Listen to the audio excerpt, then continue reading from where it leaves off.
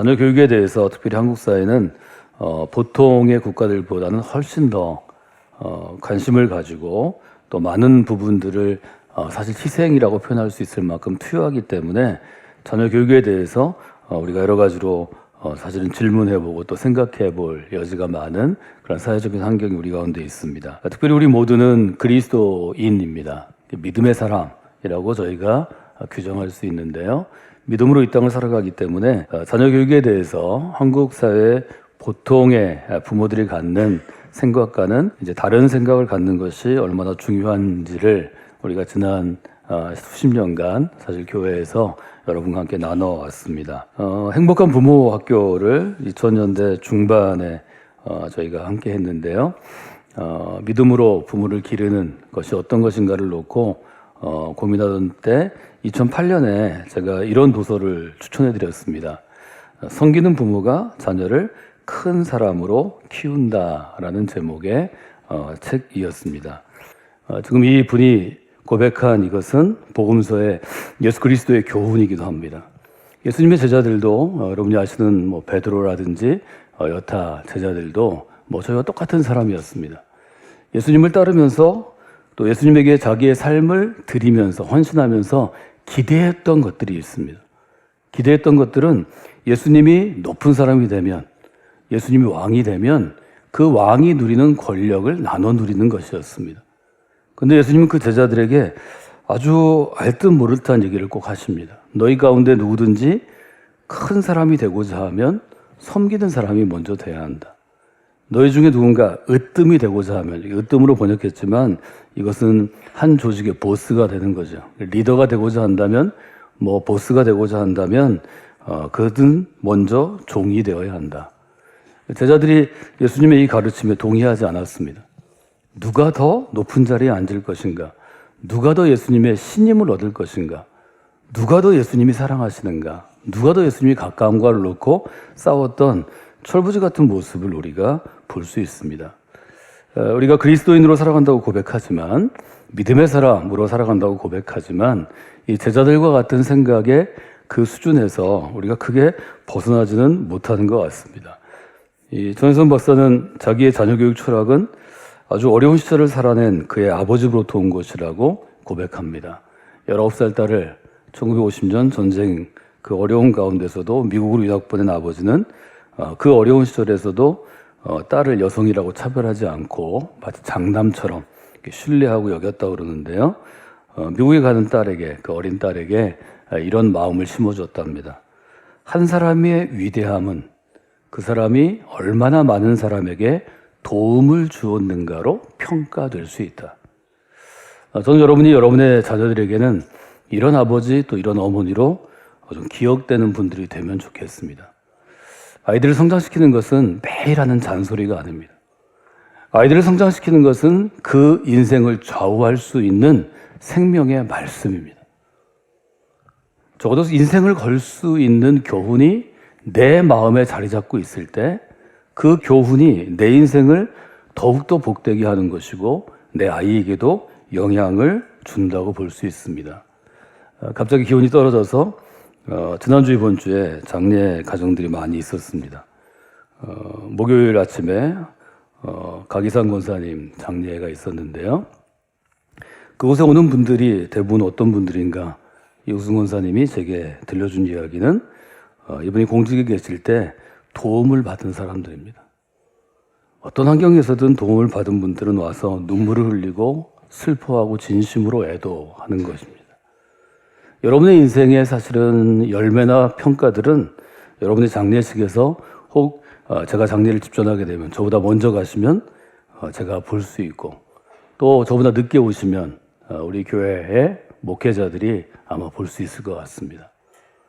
얼마나 많은 사람에게 도움을 주었는가가 여러분의 장례식의 분위기를 좌우합니다. 그분들이 찾아오는 것입니다.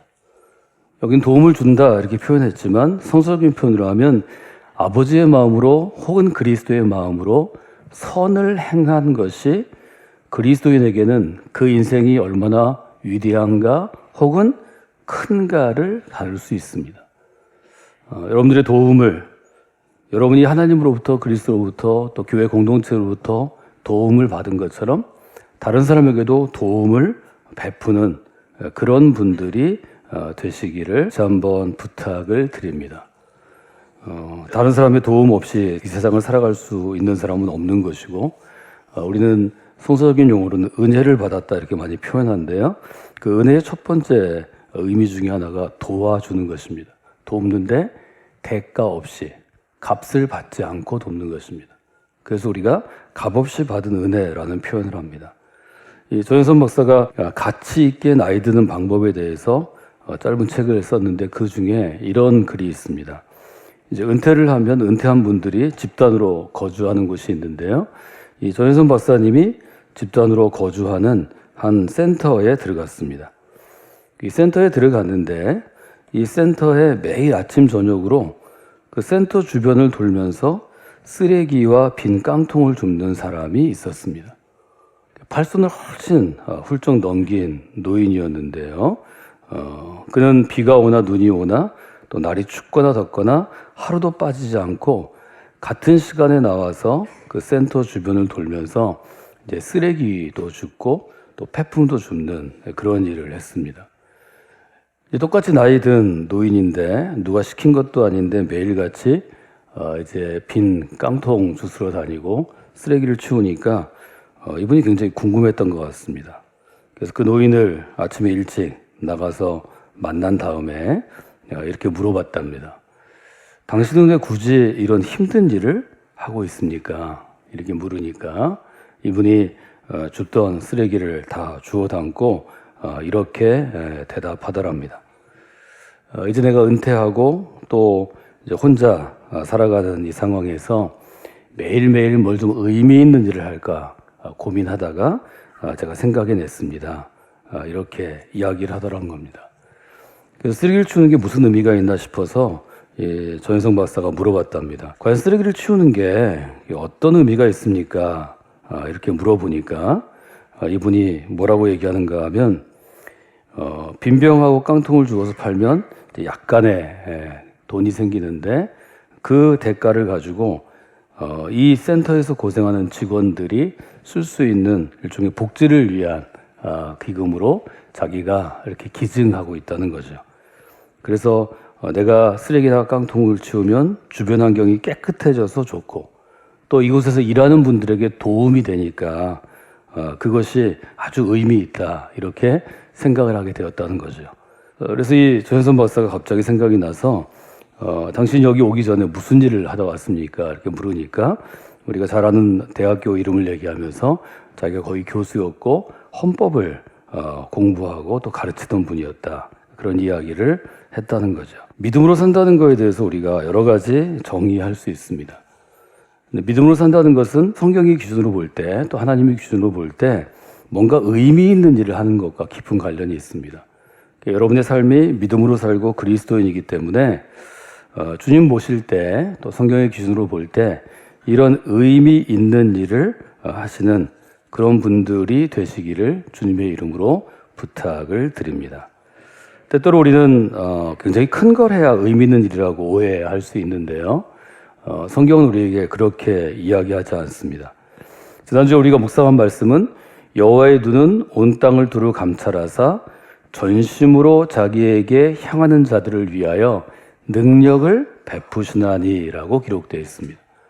하나님의 눈이 온 땅을 두루 살피셔서 전심전력해서 하나님께 매달리는 사람들을 능력 있게 해주신다는 것입니다. 그래서 우리는 이렇게 결론을 냈습니다. 하나님이 눈으로 온 땅을 살펴보실 때 어떤 사람을 눈여겨보십니까? 하나님은 전심전력으로 하나님께 매달리는 사람을 눈여겨보시고 그 매달리는 사람을 통해서 새로운 일을 행하신다는 점을 여러분들이 한 번 더 생각해 보시면 좋겠습니다. 여러분들의 삶이 또 여러분들의 신앙생활이 바로 이런 삶이요 이런 신앙생활이 되시기를 원합니다. 그래서 하나님께 새 일을 행하실 때 하나님이 지켜보셔서 선택하시고 그 새 일 가운데 쓰임받는 분들이 되시는가, 이것처럼 귀한 일은 없습니다. 그래서 여러분들이 그런 인생을 살아가시고 또 우리 교회가 하나님께 쓰임을 받는 그런 교회 공동체가 되도록 기대하시고 또 여러분들이 헌신하시고 기도하시는 것, 그것을 마음 가운데 두시는 그런 삶을 살아가시기를 주님의 이름으로 부탁을 드립니다. 우리가 흔히 사용하는 단어 중에 가치라는 단어가 있습니다. 가치는 이제 1차적으로는 어떤 물건, 어떤 상품의 값을 의미하는 것입니다. 그래서 값이 나가는 상품이다. 혹은 값이 나가는 물건이다. 값어치가 있다. 이렇게 표현할 수 있죠.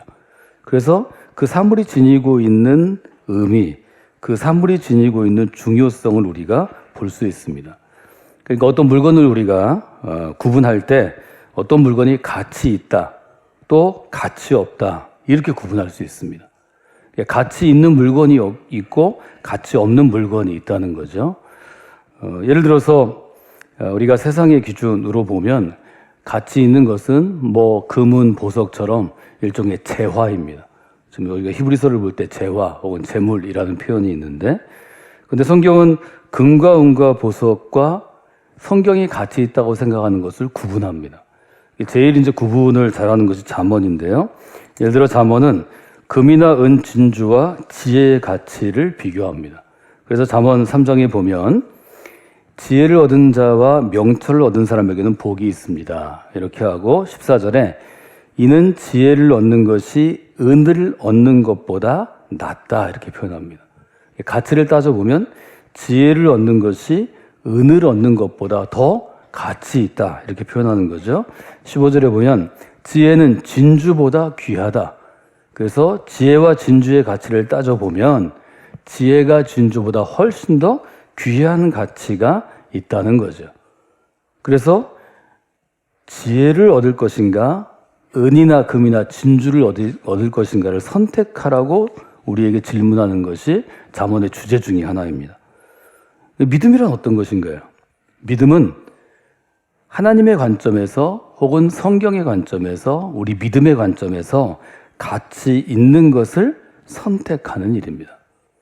그러니까 여러분들이 오늘 하셔야 될 일은 믿음의 관점을 다시 한번 날카롭게 하시고 선명하게 하시고 분명하게 하신 후에 믿음의 관점에서 가치 있는 일을 선택하기 위해서 우리가 이 자리에 있는 것입니다.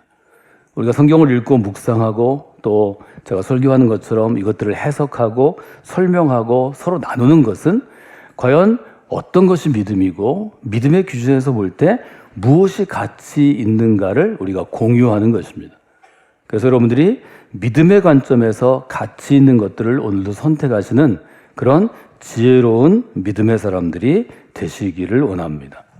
우리가 한 문장으로 정리해 본다면 믿음 있는 사람은 세상에서 가치 있는 일을 선택하는 것이 아니라 주님 보시기에 가치 있는 일을 선택하는 사람입니다. 그래서 오늘 우리가 함께 읽은 히브리서 11장에 보시면 24절에 모세를 이렇게 소개하죠. 믿음으로 모세는 장성하여. 믿음으로 모세가 자라났다는 거죠. 그래서 어떤 가치를 선택하는가 하면 바로의 공주의 아들이라 칭함받기를 거절했다, 이렇게 표현합니다. 세상에서 가치가 있는 일은 공주의 아들로 살아가는 거죠. 칭함받는다 이렇게 표현하는데 그의 신분이 공주의 아들이 되는 것이, 왕족이 되는 것입니다. 애굽, 이집트에서 가치 있는 일은 왕족이 되는 거죠.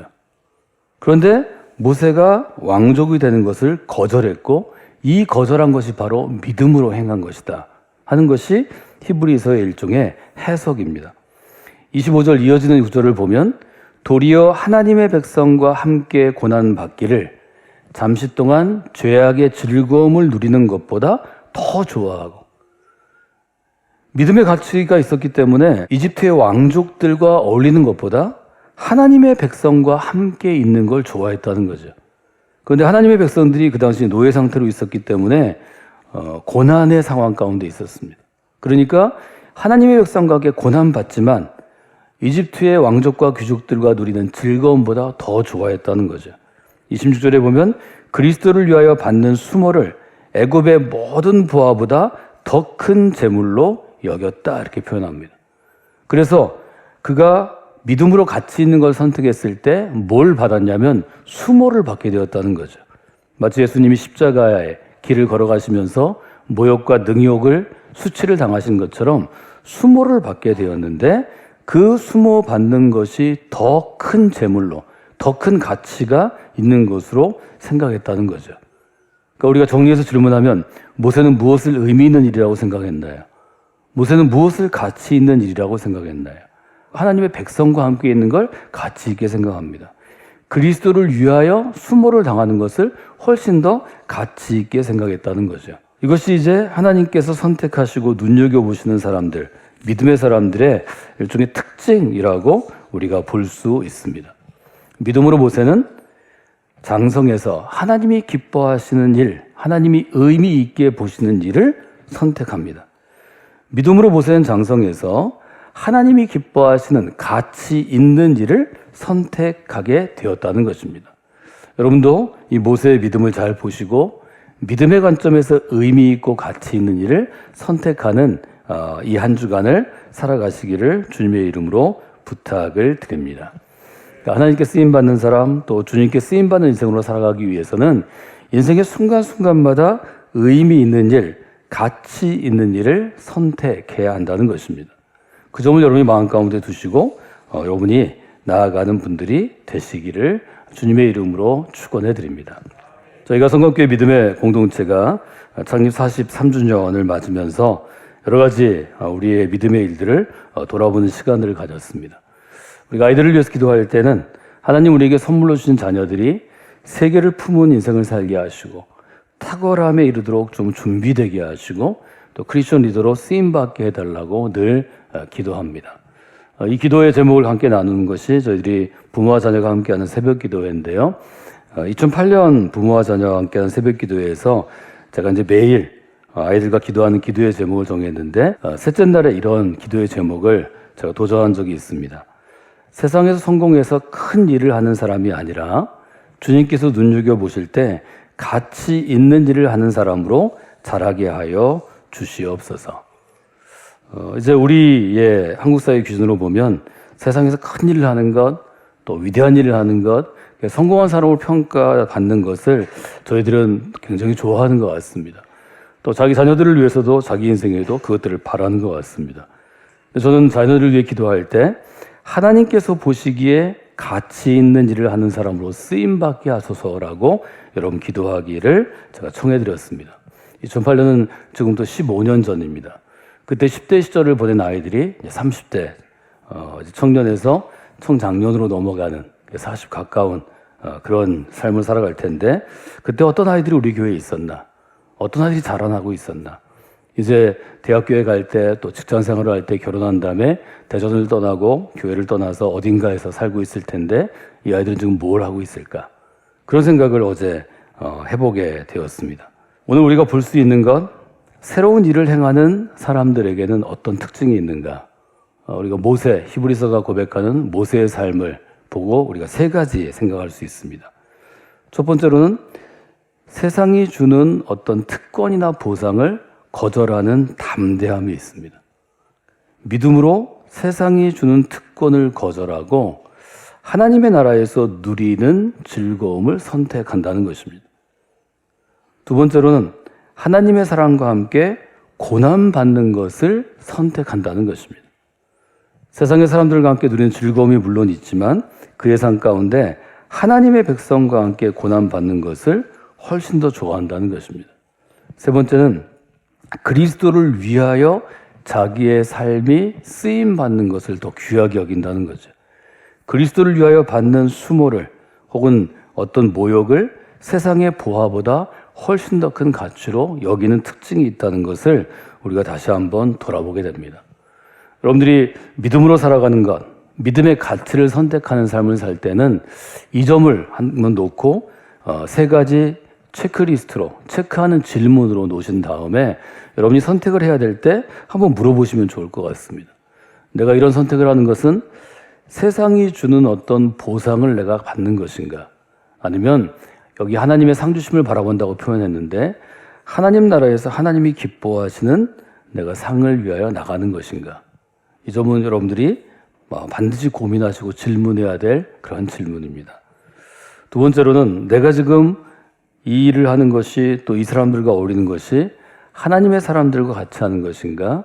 아니면 세상의 즐거움을 누리는 것인가? 이것도 여러분의 어떤 판단과 선택에 있어서 아주 중요한 갈림길이 됩니다. 세 번째로는 내가 하는 이 일이 그리스도의 십자가와 어떤 관련이 있는가? 그리스도의 십자가를 함께 지는 것인가? 아니면 그리스도에게 십자가를 지우고 나는 빠져나가는 것인가? 하는 것도 여러분들이 생각할 때 아주 귀한 일들이 있다는 것을 돌아보시면 좋을 것 같습니다. 오늘 저희가 히브리서를 통해서 모세를 통해서 볼 수 있는 것은 무엇이 더 가치 있는가 하는 질문입니다. 세 가지 저희가 함께 나눴죠. 세상이 주는 특권보다 하나님의 사람으로 하나님의 백성으로 살아가는 것이 더 가치 있다고 느끼는가. 이것이 성장한 믿음이고 신실한 믿음이라는 거죠. 또 세상의 사람들과 즐거움을 누리는 삶이 있지만 그것보다 하나님의 사람들과 함께함으로 무엇을 받든지 하나님의 사람들과 함께하는 것이 더 가치 있다. 이렇게 느끼는 거죠. 세 번째는 세상이 줄 수 있는 여러 가지 보상이 있습니다. 세상이 주는 어떤 보화, 재물보다 그리스도를 위하여 받는 수모가 더 가치 있는가.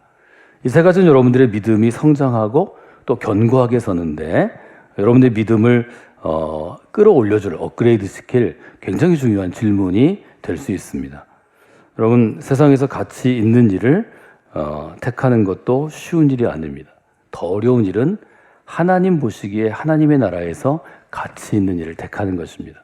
우리가 지금 이 땅에서 살아가면서 교회 공동체에 속해서 매주일 예배 가운데 혹은 또 소그룹 가운데 혹은 매일에 더 열심히신 분들은 성경을 읽거나 또 묵상하거나 또 성경 공부를 통해서 우리가 훈련하는 부분은 바로 이 부분입니다.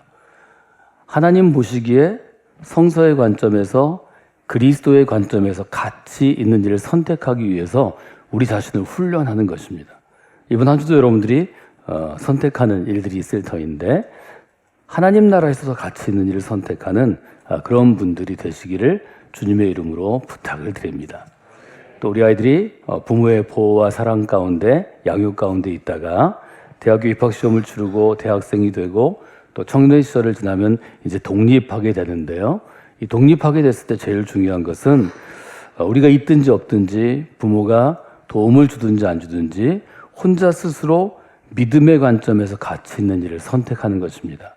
여러분의 자녀들이 이제 19살이 되고 20살이 되고 여러분을 떠나서 대학교에 다니거나 직장생활을 하거나 여러분 품을 떠나가면 매일 그렇게 기도해 주십시오. 하나님 오늘도 믿음의 관점에서 보다 더 가치 있는 일을 선택하는 삶을 살게 하여 주시옵소서. 우리가 해야 될 일은 또 우리가 할 수 있는 일은 이제 아이들이 자라나고 나면 전 그 일밖에 없는 것 같습니다. 여러분이 그렇게 기도할 때 하나님의 도우심이 또 성령의 역사가 아이들의 삶 가운데 있게 될 것입니다. 여러분이 믿음으로 승리하는 또 마땅히 가치 있는 것을 선택하는 그런 귀한 삶을 살아가시기를 주님의 이름으로 부탁을 드립니다.